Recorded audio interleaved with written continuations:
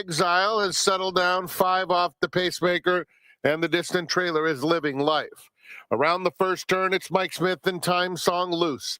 Now it's a 6-length advantage. With Poor Connection and Sketchy still second and third, right next to one another, Mr. Leisure races right next to City Exile, 5 back to Living Life. They're heading toward the half-mile pole, no change. Time Song, uncontested. The lead down to 2.5 lengths. With Poor Connection and Sketchy. Another couple back on the inside, Mr. Leisure, and City Exile has been patiently handled throughout, just 4 lengths off the lead. Half dozen back to Living Life into the far turn. Time Song tried to get a breather, opens it up again to 3 lengths. Poor Connection, Sketchy at the rail, Mr. Leisure, City Exile. And from the back of the field, Living Life has gotten much closer, starting to pick it up. He'll be going widest of all as they reach the top of the lane. It's Time Song in front. City Exile swings out to try and run him down inside the final 1/8 of a mile. And here's City Exile blowing by them all. City Exile opens up through the stretch as much the best. Good battle for second. A no doubt about it victory for City Exile. Mr. Leisure outfinished Living Life and Time Song.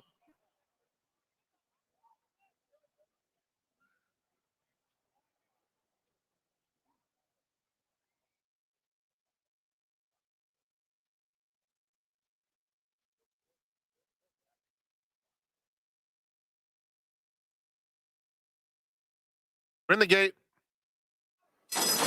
And they're off. Luckiest asked for speed, forced entry right up alongside. Those two sprint into the first turn together, with Wolf Hill running in third. They are followed by Banzai Betty, fourth, 6 lengths off the duel up top. Ethereal Quality is down at the rail. And so it will be forced entry, proving quickest of the quick, opening up a length. Here's Wolf Hill now moving right into second to engage as Luckiest backs off third. Another 3.5 or so to Ethereal Quality and Banzai Betty. They swing on to the backstretch, chasing forced entry, who has 5 furlongs to run. Wolf Hill just outside of her in second. Another length to Luckiest in third, who's a half dozen clear of Banzai Betty, and then Ethereal Quality. They have a half mile to run, and it is forced entry continuing to show the way, with Wolf Hill now a length and a half behind in second and asked to get closer. At the rail, Lucky is trying to keep pace third. 8 or 9 back to Banzai Betty and Ethereal Quality. Coming toward the quarter pole, and forced entry is shaking loose. And forced entry leads it by 2.5. Wolf Hill second. Luckiest losing ground. Banzai Betty picking it up a bit there at the top of the stretch. And forced entry full of run with a 4-length lead. Wolf Hill trying to close the gap, but making no impression yet. Mid-stretch, forced entry lights out. Dominating and widening with every stride. This will be a double for Juan Hernandez as he sits chilly aboard forced entry, who clobbered him. 8 lengths with the brakes on. Wolf Hill was second. Banzai Betty third, Luckiest fourth.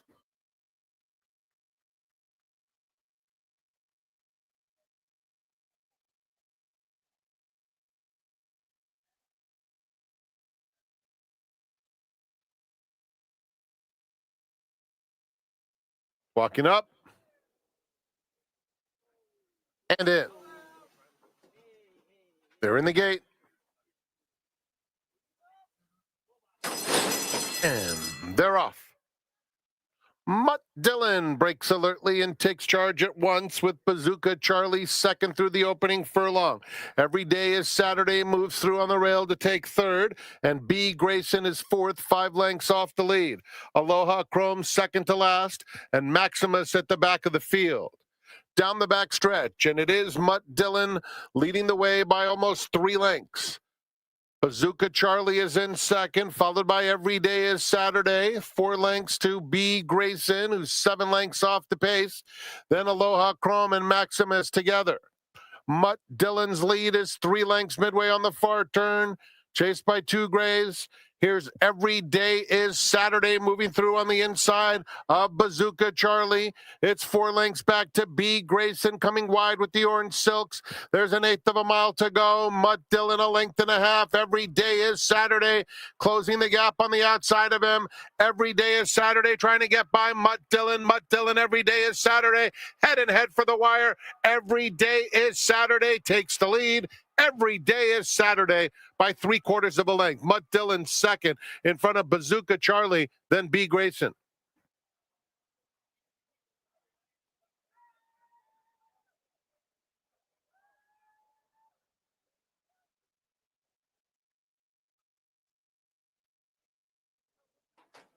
Tiki Ride, the last one.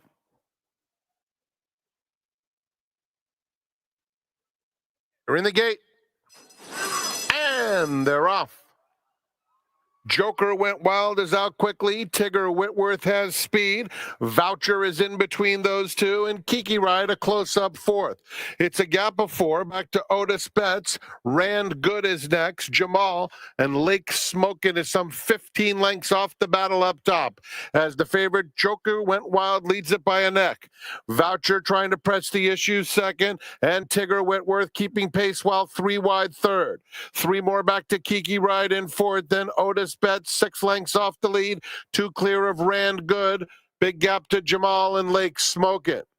Less than 3 furlongs to run. Joker Went Wild just in front. Tigger Whitworth on the outside and Voucher in between.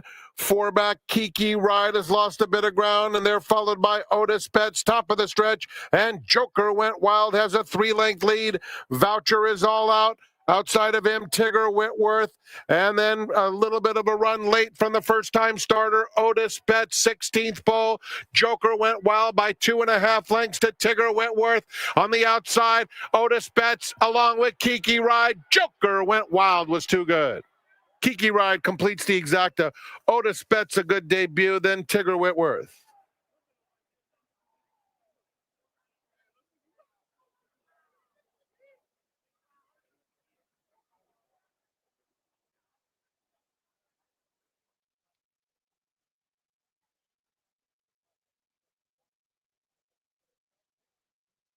Now 6-5.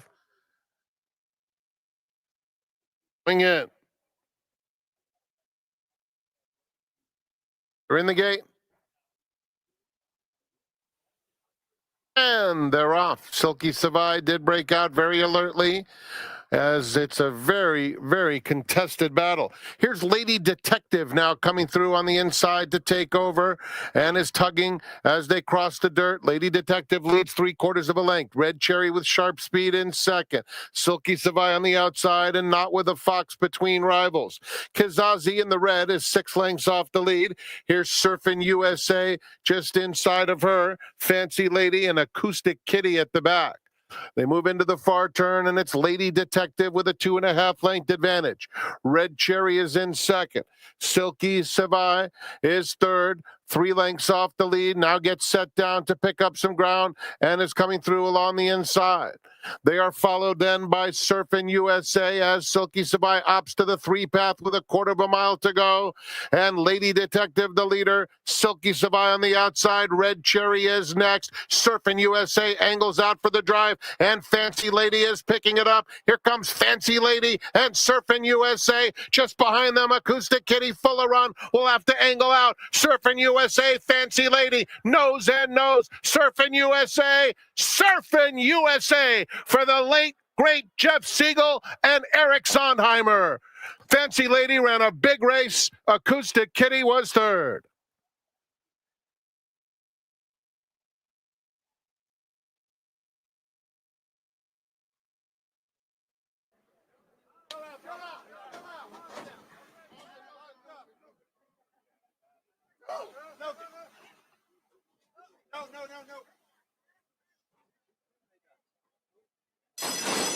And they're off.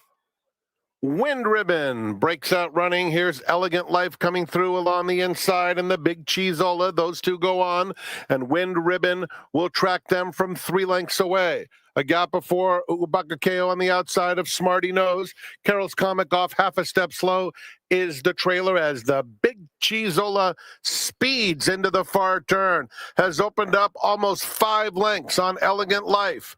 Now Wind Ribbon is asked to get after this leader, picking up momentum in third.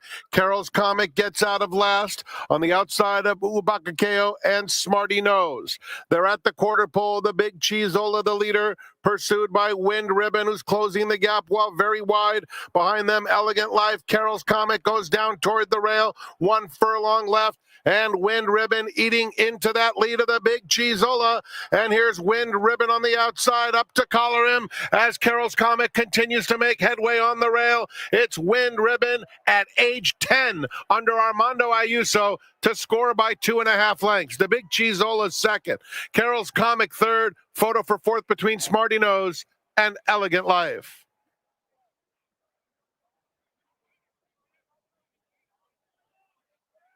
The park. Cygame's mission is to bring you the best in entertainment through games, animation, comics, and more. For more info, go to cygames.co.jp. Tiger Lady to the outside. We're in the gate. And they're off. Donde Está Jefe is going out to battle for the lead. Little Tinkerell's a little bit quicker, and Strong Morals coming through at the rail. Here's Victoria's Jewel racing in the 4th spot, right on the inside of Keep the Pavels. Darlin' Sugary is in mid-pack with 5 to make up. Then Final Table Lady, Donde Está Jefe, is now second to last, 3 clear of Tiger Lady. They move around the far turn, and it's Little Tinkerell on the outside, opening up a length and a half on Strong Morals in second. It's 3 more to Victoria's Jewel in third. Darlin' Sugary is called on fourth. Has a lot of ground to make up, but making headway moving into second. Final Table Lady, Keep the Pavels is next. Donde Está Jefe trying to launch a bit. In the meantime, it's Little Tinker L, who's well clear. It's a 5-length lead with less than a furlong to finish the job. Out in the center, Donde Está Jefe continues to close. Darlin' Sugary is still second. Final Table Lady at the rail. Little Tinkerell all the way under Ricardo Ramirez to pull off the upset by 2. Darlin' Sugary was second, Photo third, Donde Está Jefe, and Final Table Lady.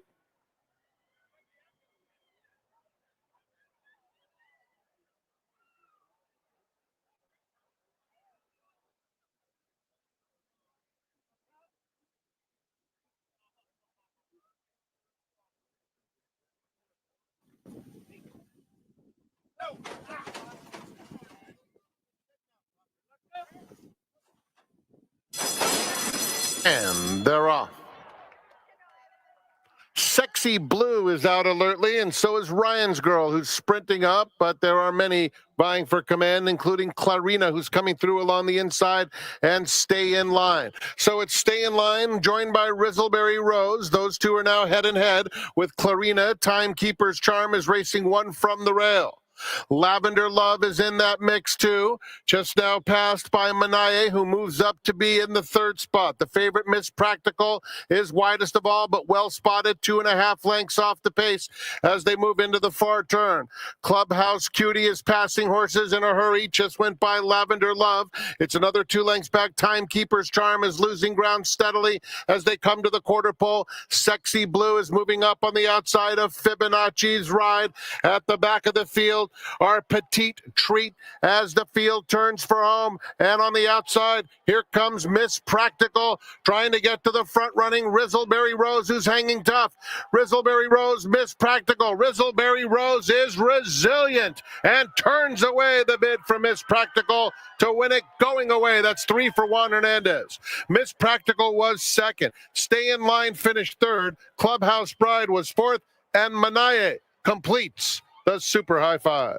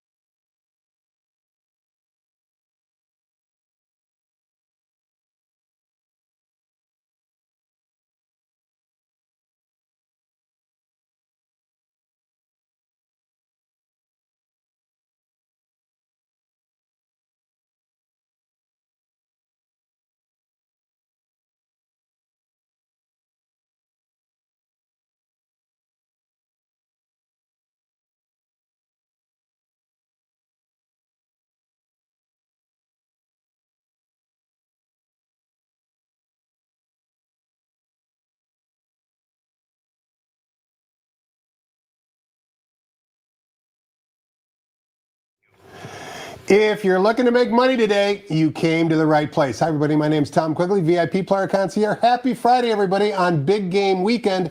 And you came to the right place because we've got two Pick Six carryovers, not one, but two. The first one, of course, is the traditional $2 Sandy to Pick Six. That carryover is $52,000. And the new wager that's been warmly embraced by the players nationwide, the $1 Sunset Pick Six, linking the last three races at Gulfstream Park with the last three races here at Santa Anita. That carryover is $43,000. So a lot of money to be made. And a gentleman sitting next to me has made a lot of money training throughout his career, as has his family. His name, Gary Mandella. Gary, happy Friday. Welcome to the seminar. Thanks for having me, Tom. It's always fun. It's great to have you here. You're very articulate and astute, and so I wanted to have you on a special day like today because of the carryovers. But before we talk about that, let's kind of rewind the history books, go back to one of the most influential stallions standing anywhere in North America right now. That's a runner by the name of Into Mischief. Now, your dad trained Into Mischief. I printed out the past performances because I don't have a very good long-term memory. I don't remember him winning the cash call futurity, believe it or not. I don't know where I was. Really? It was just a few days before Christmas in 2007. It's hard to believe we ran that late in December. But on December 22nd, 2007, Into Mischief won the cash call futurity with Victor Espinosa in the saddle. We're going to watch the replay in just one moment. But my question for you is, how the HE-double-L did he go off at 13-1 that particular afternoon? He hadn't established himself in stakes company yet, and there were some horses in the race that year that were already proven commodities, so to speak. He was on the rise, but hadn't established himself yet, and he took everybody by surprise with a pretty dominant performance. I remember, being around my father so much, him and Afternoon Delights winning that race really impressively and kind of ending the year on top of a lot of people's two-year-old lists. Speed and stamina is certainly what breeders are looking for, and we're going to see that on display in the cash call futurity. So let's go back to the year 2007 at Hollywood Park and listen to Vic Stauffer describe the action in the Grade 1 cash call futurity won by Into Mischief. They're off. Eaton's Gift and Into Mischief with meal penalty. Those three are fastest. Massive Drama moves through at the rail, 4 across the track early. Then comes Trace Barachos and Sierra Sunset, followed by Colonel John and stablemate Referee. Indian Sun comes away 4th last, then Mamba and Shordu, and the early trailer is overextended as they turn into the backstretch, and Eaton's Gift is the leader. 3/4 of a length from Into Mischief, a similar margin to a 3-wide meal penalty. Massive Drama is at the rail in 4th and 2.5 lengths off the lead. Sierra Sunset and Trace Barachos both have 3 to come. Referee is now in front of Colonel John. He is 6 from the lead. Colonel John has 7 lengths to make up. Indian Sun and Mamba are 8 from the lead. 2 back to Shordu and overextended. 11 from first to last, a half mile to run. In the 27th cash call futurity, Eaton's Gift continues to cut out the fractions. He is 3/4 of a length in front of Into Mischief. Massive Drama stays at the rail now, 2 from the front. Meal penalty just outside of him. Massive Drama could need racing room. Sierra Sunset is all in for Russell Bay. Still could do it though. 3 from the front. Colonel John has passed Referee now. He's 3.5 off the lead. Trace Barachos and Indian Sun are next. Then comes Mamba, Shordu, and overextended. And here comes Into Mischief. He is outside of Eaton's Gift. Into Mischief puts his white blaze face in front. Eaton's Gift is second. Massive Drama's got to go right now. 2 from the front. Colonel John has 3 to come. And Into Mischief is the leader. It is Into Mischief, and he is 2.5 lengths in front. Massive Drama. Colonel John trying to run him down. Into Mischief wins the cash call futurity. Gary, anytime you win a Grade 1, you don't beat tomato cans, and we heard Colonel John finish second. Also in the back of the pack, Trace Barachos, who wound up winning the Grade 1 Pacific Classic. That was a really good field of 2-year-olds. It was, and he was a very good 2-year-old himself. He's a very good horse just all the way around. It had a couple minor injuries here and there, kept him out of the spotlight his 3-year-old year in some of the bigger races, but he was a serious horse for sure, and he's been able to pass that along, which it's been a real pleasure to be able to work around a lot of Into Mischiefs and see them doing so well for everybody else. Looking at the PPs, Gary, I also noticed the purchase price for Into Mischief. B. Wayne Hughes bought Into Mischief for $180,000. That's hard to believe. The son of Harlan's Holiday was basically a bargain purchase price for Mr. Hughes, and now has become one of the predominant stallions anywhere in the country. My father picked him and Crown of Thorns out at the same 2-year-old sale for Mr. Hughes for a total of less than $500,000, and one won the cash call futurity and is a dominant sire. Crown of Thorns Warrens, a lot of people forget, is a nose away from being a Breeders' Cup Sprint winner. Let's talk about Mr. Hughes for a minute. Of course, his legacy lives on. He's the founder of Spendthrift Farm. You had a chance to spend a lot of time around him. I don't know him that well, although I would have an adult beverage with him every now and then. I would consider him like a sportsman.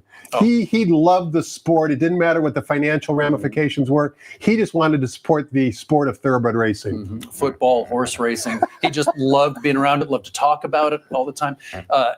Not to go on too long about this, because I know we've got things to get to, but you and I are old enough. We remember when public access television used to have the Huell Hauser show. Of course. That would always go to kind of older places in California.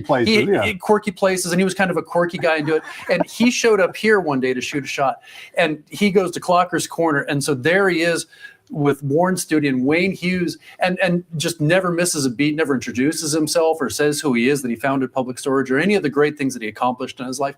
Just there as a guy with a cup of coffee, watching horses train and talking with Warren Studi about it. And it really just kind of personifies how humble he was, and just a great human being. Gary, those were easy questions. I'm going to ask you a more difficult question on the spot. I know, I'm sorry, but I thought about this on the drive in.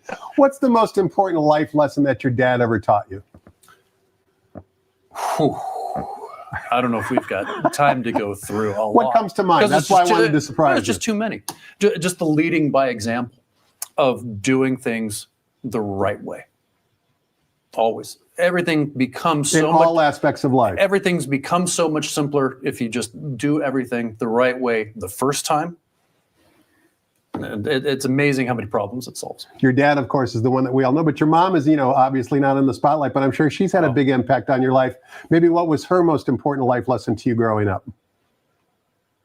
That you can accomplish an enormous amount without making a lot of noise, without drawing a lot of attention.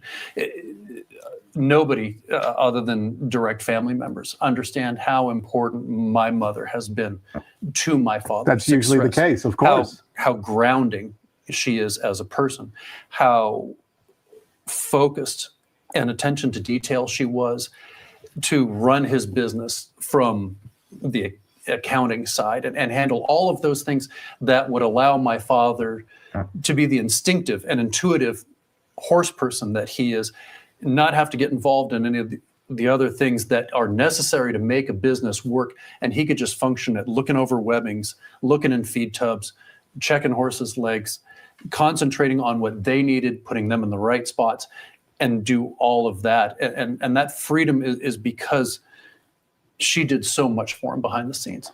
And I'm not even doing it justice telling you enough of how responsible she is for all of my father's success. It's teamwork, that's for sure. His success is a result of her direct impact and input into his livelihood. Absolutely. Mr. and Mrs. Mandella raised a great child. Gary's in the process of raising a great child as well. He knows that fatherhood is not that easy. We're going to talk more about racing when we come back, specifically all 9 races, including the $2 Pick 6 carryover, which begins in race number 4 with a carryover of $52,000. But before we do any of that, let's toss the microphone over to track announcer Frank Mirabati. And as far as I know, just get one scratch off today's program. When we return, we'll resume the conversation. Thanks so much for joining us, everybody, on a beautiful Friday here at the Great Race Place.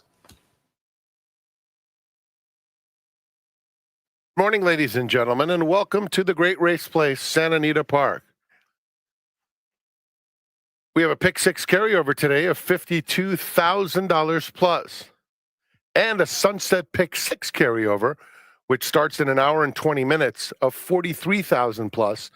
Remember, the Sunset 6 is the last 3 races from Gulfstream and the final 3 from Santa Anita Park. 2 great carryovers, and as Tom Quigley mentioned, just one change on the entire card. In race 1, we start the early Pick 5. Nothing new to report other than that Sunset 6 carryover that starts with Gulfstream's 8th. The second race is the beginning of the early Pick 4, which is the blinker note always on the bottom of the program page. No changes in the third. The fourth starts the $2 Pick 6 on races 4 through 9, more than $52,000. Race 5, late Pick 5, all turf Pick 3 wagering offered. Just the blinker note. Welcome to Florent Giroux. He has moved his tack to Santa Anita Park. The 6 starts the late Pick 4. Just a blinker note. And here's the one scratch on the program. Race 7, number 3, Smart Code is out. 7th race, take out the 3. $3 late pick 3 is offered. In the 8th, started the $5 late double. No scratches or jockey changes. And the 9th has super high 5 wagering. And in that race, there are no program changes. Enjoy your day. It's free Friday. And keep in mind that we have gates opening at 10:30 again tomorrow. But don't forget, big game Sunday. You know the name of the game. We have a first post of 11 a.m. Gates open at 9 on Sunday. And we have the big game Sunday watch party, free admission and parking. And you can enjoy the big game right here at Santa Anita Park. It's time for the first is in 59 minutes. Let's go back to one of the great guests on the Quigley Seminar. You always get good stories and fantastic insights from Gary Mandella. He's with Tom Quigley.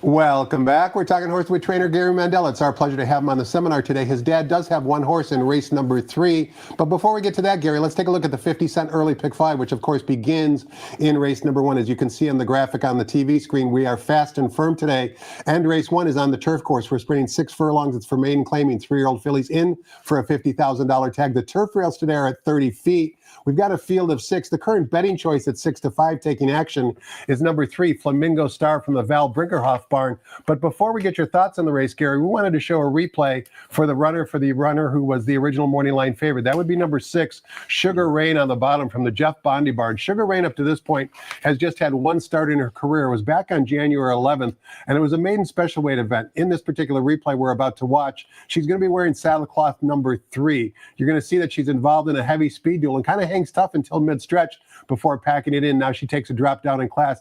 I think she's going to be tough today. I think Gary agrees with me as well. But you be the judge. Let's listen to Frank Miramaya describe the action back on January 11th and watch Sugar Rain wearing saddle cloth number 3. And they're off. Very even start. Egyptian Mistress is one of the first out of the gate.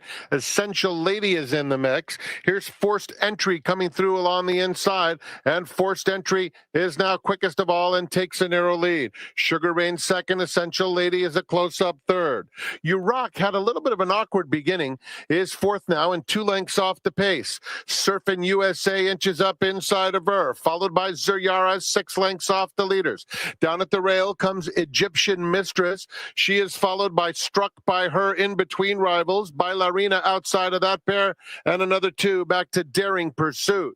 Midway on the far turn, Forced Entry, Sugar Rain right up alongside. Urock making a 4-wide bid after them. Essential Lady is one from the outside. And just in behind them, Zariah is looking for a spot, angling to the outside for the drive. They're in the final furlong. Wide open is an understatement as Urock is up to take the lead. On the outside here, Struck by Her coming fast. And Struck by Her is up to Urock. They're head and head for the wire. Struck by Her just in front. Struck by Her. Huge day for Reese Billy. That's his fourth.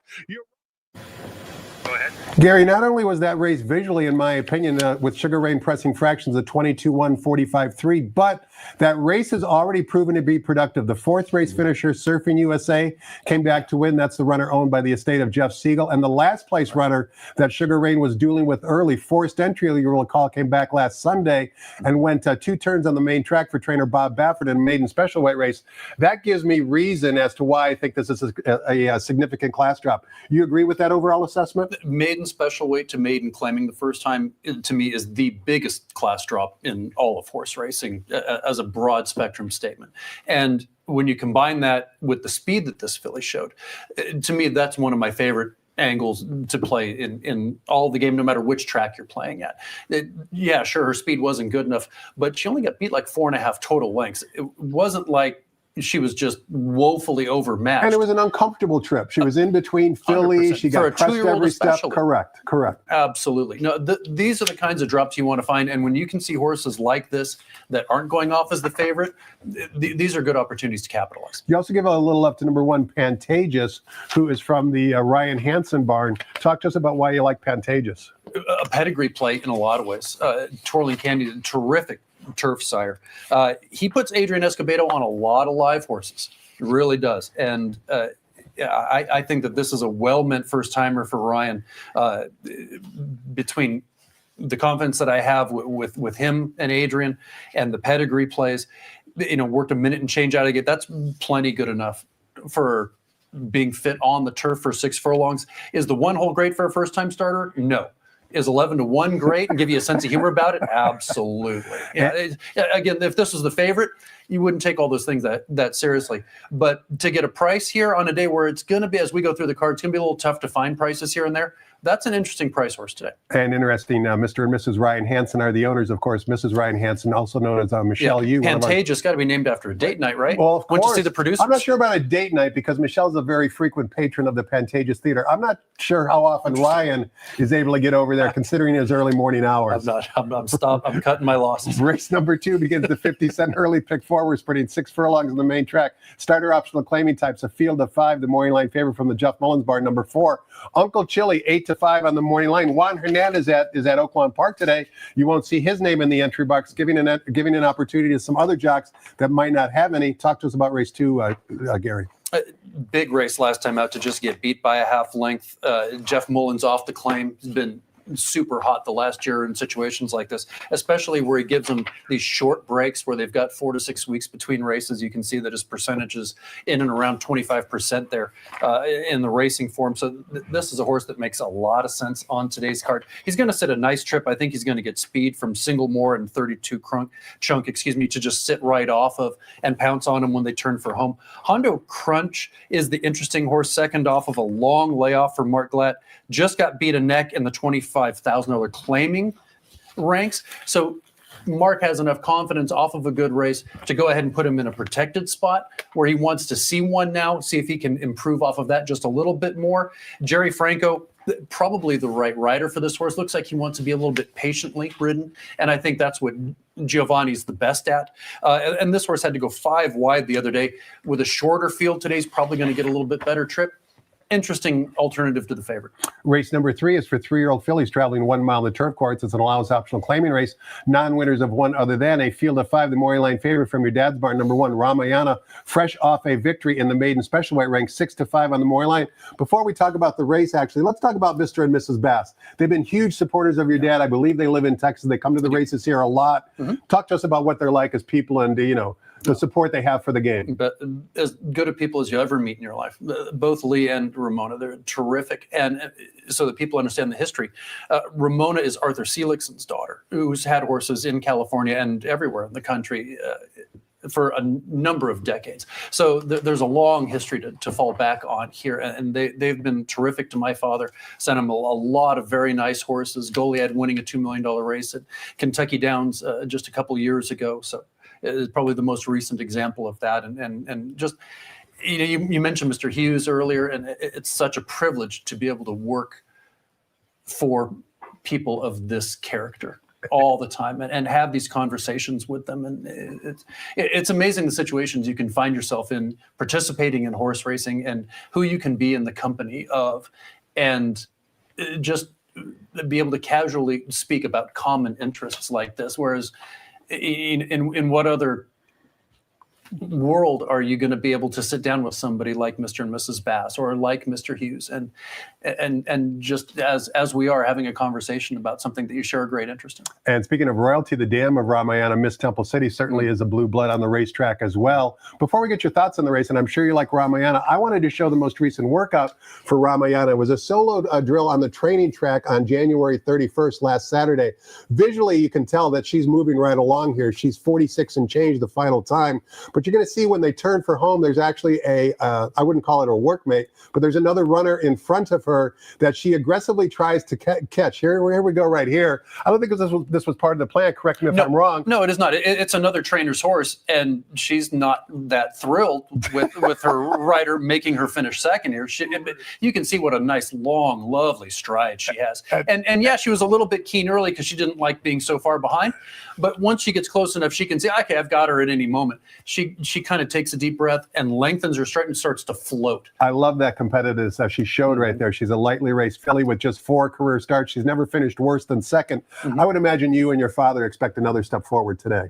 Yeah, we expected the last race at Del Mar that she would be very tough in that race, but she got bottled up something terrible, and we were very fortunate to have another filly in the race that took the overland route on that day because of traffic. That was the way to go, and that filly won, and Ramiana had to be patient and finish second, but she showed her true self the other day, and I think she's ready to now put everything together, end up competitive in a race like this. I think she'll be competitive in stakes races throughout the year, and will be a very nice filly. And you like Peanut Butter Bomb to perhaps complete the exact, another lightly raced filly from the Little Red Feather Barn, adding Lasix for the first time. She's done nothing wrong in her 2 career starts. No, and she was a little unlucky in her last race. I think you've got the second and third place finishers from the Blue Northerner eligible to this race because they haven't won that second race of their career. Wild Like the West is the one that finished second, but she attended what was a nothing pace that day, going 49 and change. Peanut Butter Bomb, Rispoli, as great a meet as he had, kind of had her in behind and waiting in a race that wasn't the right tactic for. And I think she was at the disadvantage of the fillies that worry me. I think she's the one that will turn the tables on Wild Like West. I think Peanut Butter Bomb will end up the better filly out of the 2 down the road. And I think the Blue Northerner isn't indicative of how good she was. I think she was a factor of pace. Race number 4 is when the fireworks begin. That's because it's the first leg of the $2 pick 6 with a $52,000 carryover already in the pool. Expectations are new money could exceed $300,000. We'll see once the dust settles at 2:03 p.m. Pacific time. And in race number 4, we're traveling 1 mile on the main track. $16,000 claimers, a field of 7. Number 6, Leah's Candy from the Andrew Harris Barn is 5-2 on the Maury Lane. Edwin Maldonado in the saddle. That means likely Leah's Candy likely to be close to the pace. What say you about race 4, Gary?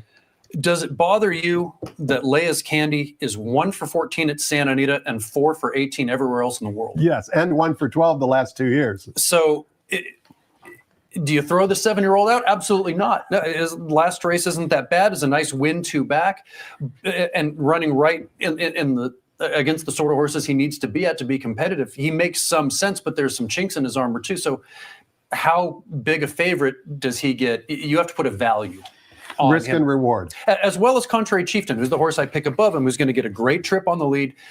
Kyle Frey knows this horse well. He's got to jump all the way from 8 to 16, which is no small thing, as you know, and he's got to overcome a bounce. He just won on January the 18th, and he ran huge that day. So you're going to wheel back in less than a month.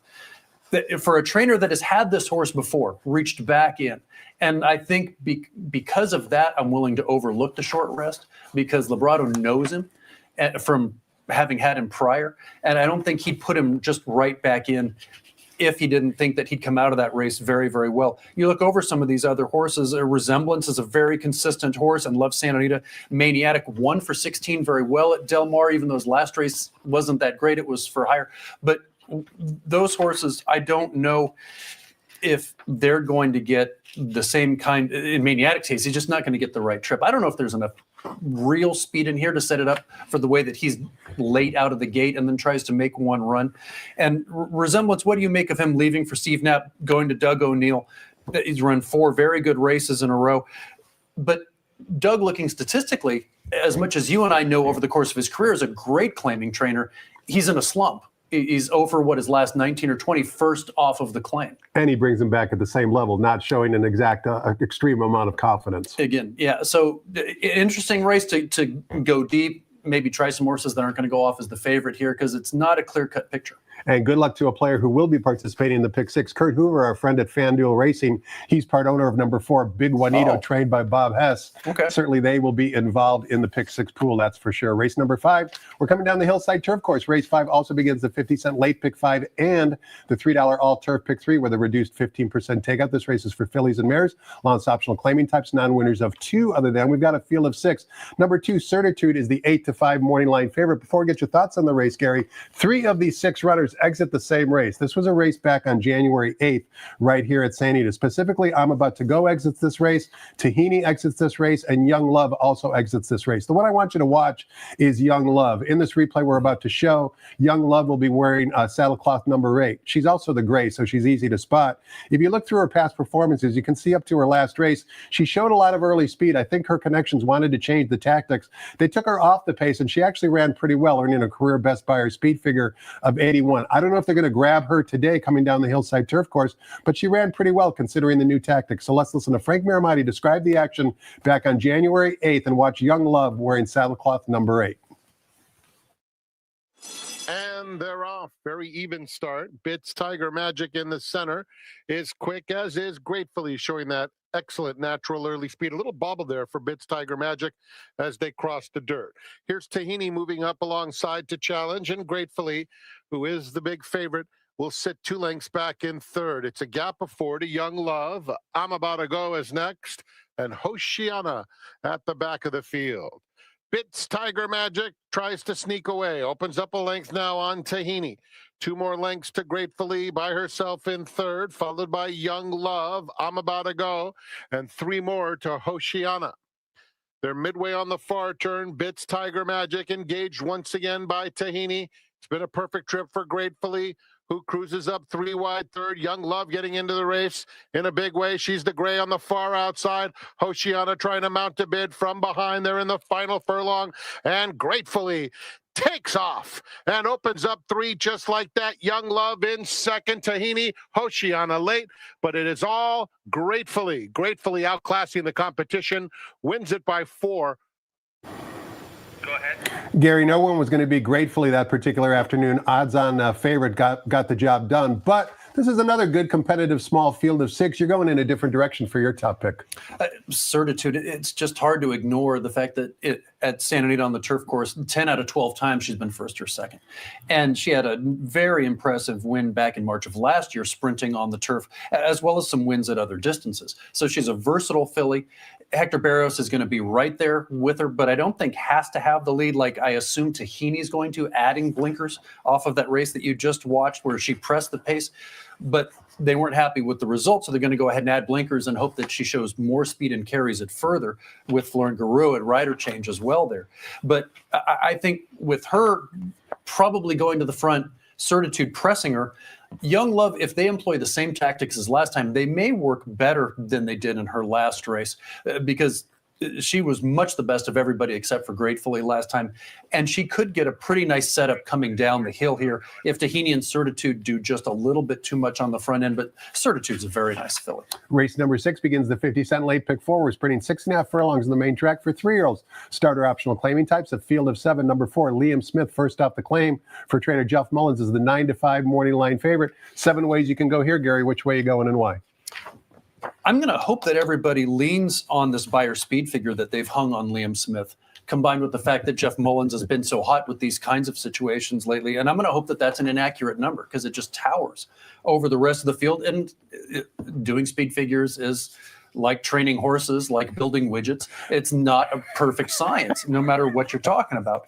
And you can make money if you identify where the mistakes are made. He ran 15-4. I've got no reason on raw time to suspect anything other than he only won by a neck. And how many maiden claiming races do you see where they finish in a photo and they really deserve an upper 80s buyer speed figure? It's just not that common. Not very often. He'll make me look foolish later on if he wins by 5.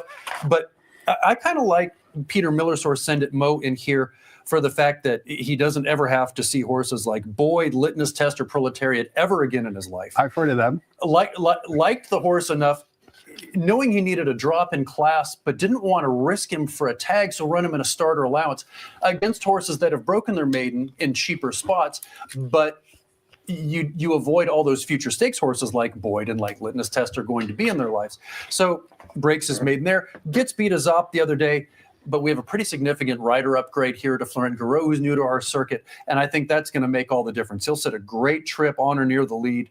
I think that he's got room to improve. Not that Liam Smith doesn't, but I think you're going to get a better price for Peter Miller here, and I think that's the way I'd go. The question mark in this race is My Boy Stan. If you throw the Cal Cup Derby out, this horse is 5-2, 2-1 in this race, off of his maiden win at Gulfstream Park, not against Calbreds or any sort of restriction. An open race there, not the toughest time of the year at Gulfstream at November, admittedly, but he wins for fun, runs well in an allowance race, just doesn't show up in the Cal Cup Derby at all. This is a significant drop in class, and it's a return back to sprinting for him. And so I'd like to think that Nolan Ramsey's in a good spot here, and this horse will run much, much better. He doesn't have to have the lead to win, so he can sit off these first two favorites. If they decide to go at it a little too strong, Hector Barrios can come and get him the last 50 yards. And if he runs his Gulfstream form back, he'll be very tough.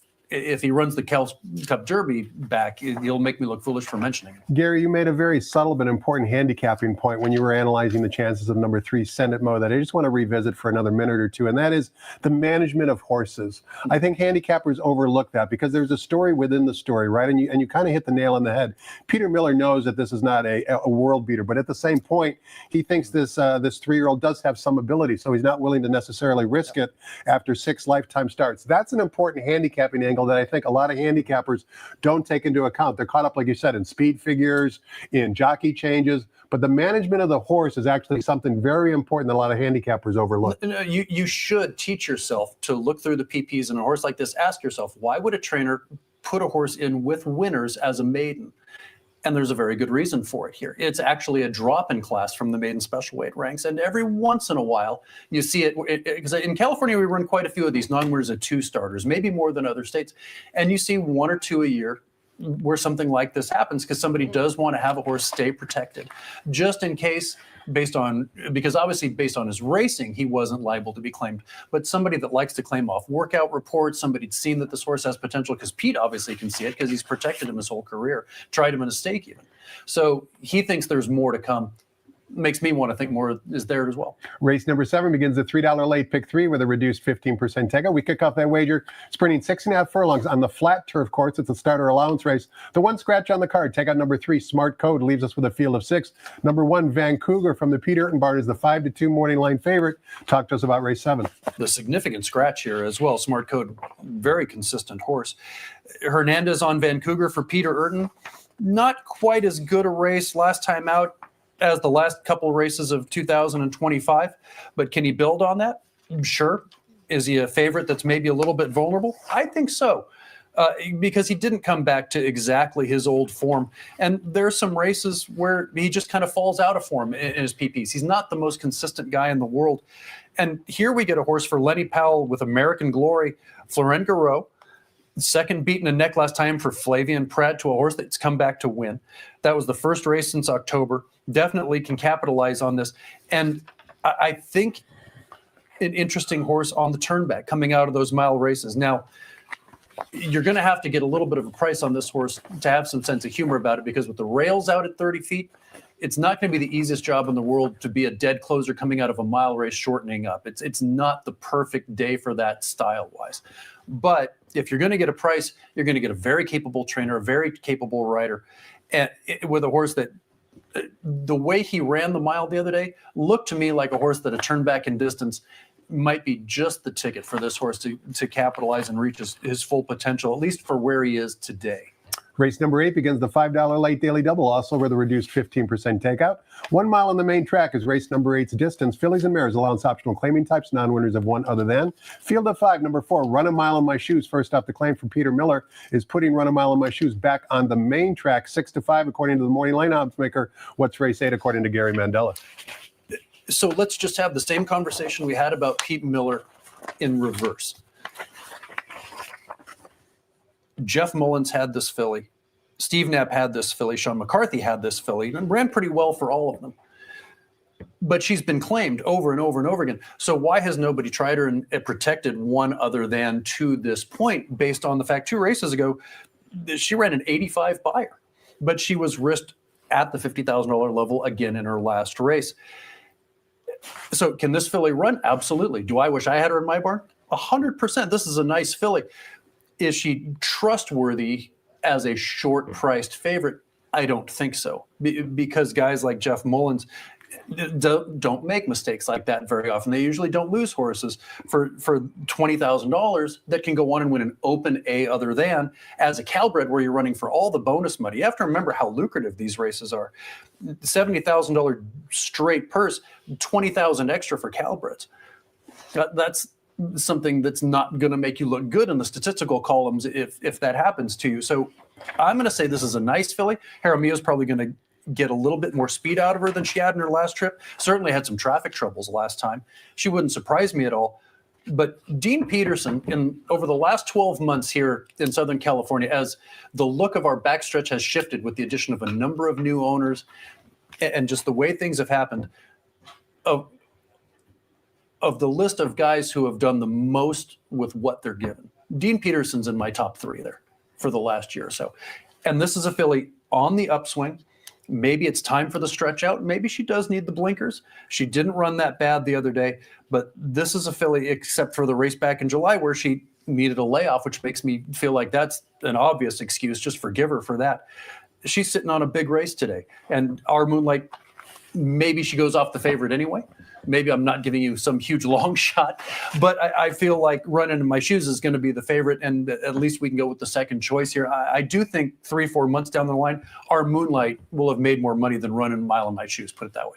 We close out Friday's card in race number 9, offering $1 super high 5 wagering. We're going a 1 1/8 on the turf course, $25,000 claimers, non-winners of 2 races lifetime. Morning line favorite number 6, Prince Dolce from the Carla Gaines bar, 9-5 on the morning line. Carla Gaines, another trainer who shows up with her runners in the paddock looking impeccable, Always. as do many other trainers. But Carla kind of is at the top of my list. Always has. Yes. She really does. She's terrific. She's a terrific horseman all around.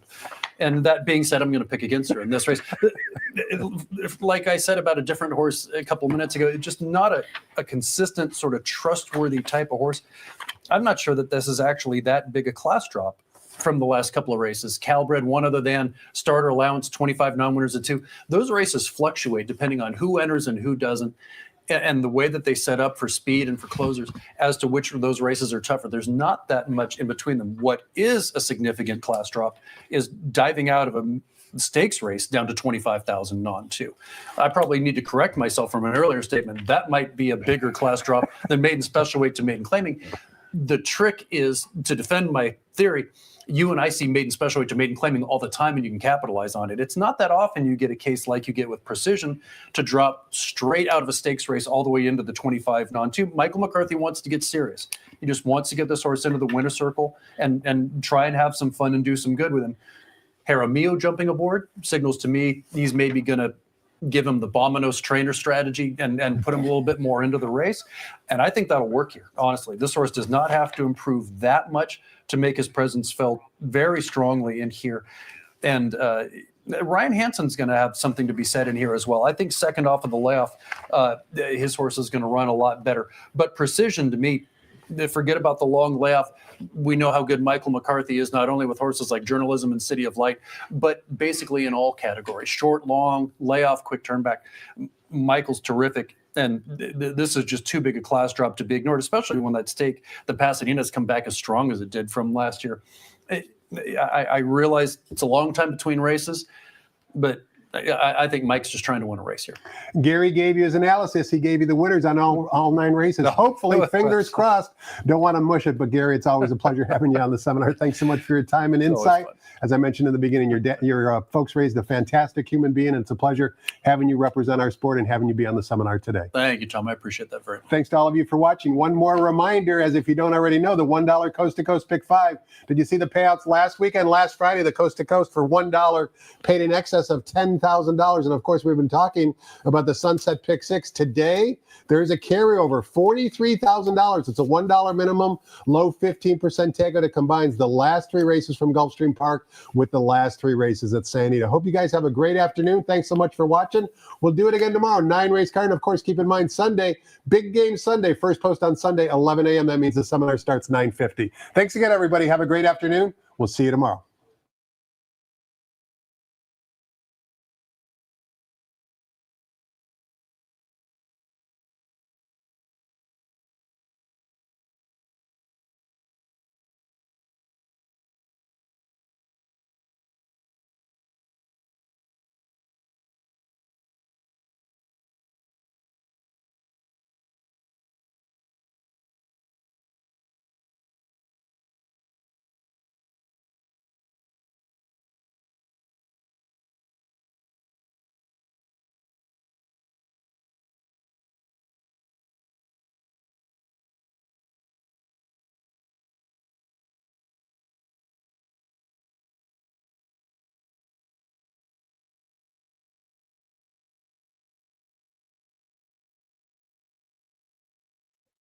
Ladies and gentlemen, please rise for our national anthem.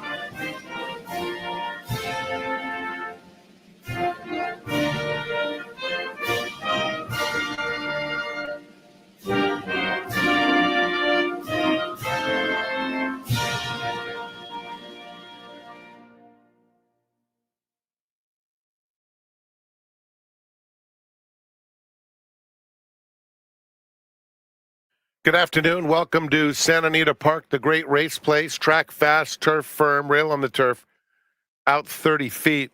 Track conditions brought to you by John Deere. Here are the changes. Nothing new to report, just one scratch on the card. We start with race 1. No program changes. The Sunset Pick 6 starts with Gulfstream's 8th, has a carryover of $43,878. In race 2, just the blink or no.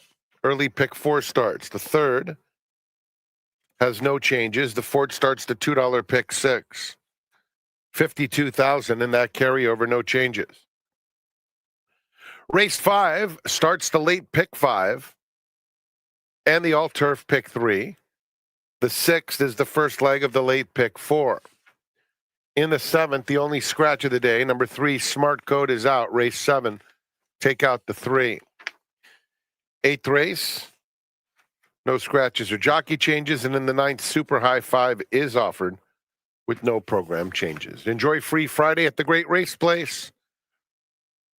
Coast to Coast, pick 5, offered every Friday, Saturday, and Sunday.